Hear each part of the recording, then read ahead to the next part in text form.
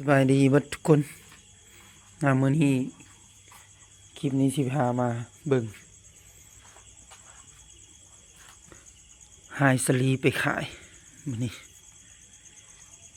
นะลุกมาแต่4 โมง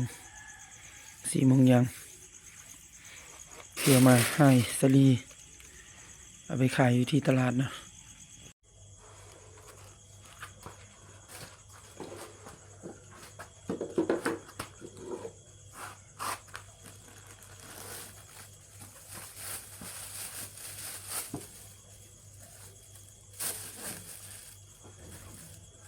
อันนี้เราก็สิหาย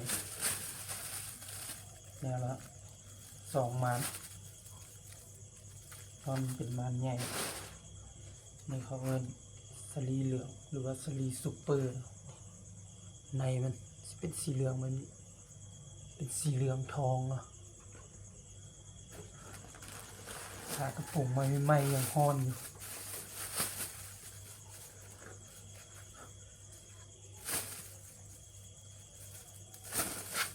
ไม่ได้เห็น2 มัน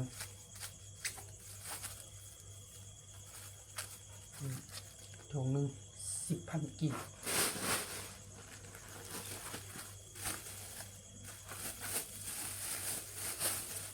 ทีนี้เราก็ซื้อมาจากตลาดแล้วคือว่าเขามาตัดมาจากสวนซื้อมาแล้วก็มาทำการตัดอันนี้เนาะตัดออกกับต้ม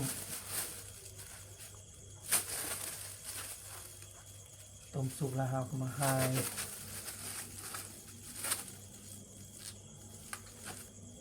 แยกนิดเดียว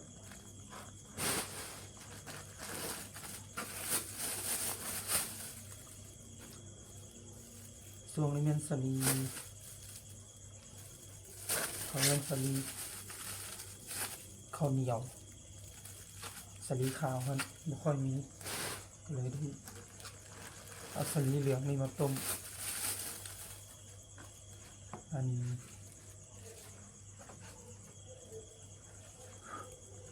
นี้สลีอันนี้เนาะอยู่รอกันได้ไงเขาขายมา10,000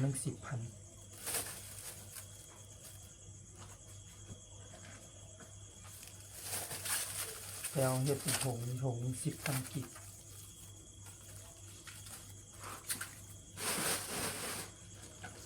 ก็ถือว่าได้กำไรแต่น้อยเดียวไม่ได้กำไรหลาย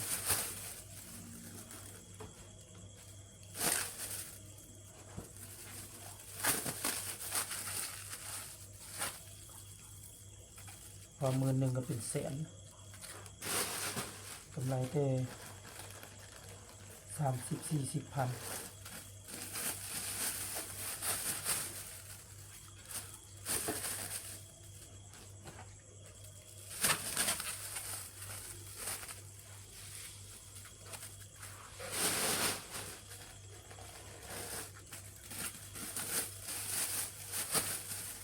เอาสิได้ไปขายแต่เศร้าเพราะว่าไปใส่ไปสวยแล้วแม่น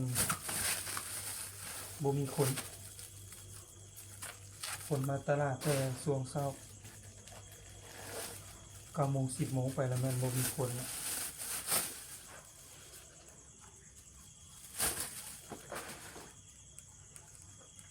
ล้วมันใหญ่สิเลย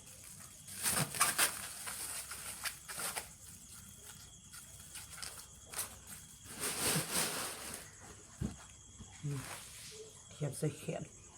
เข้ากันเลย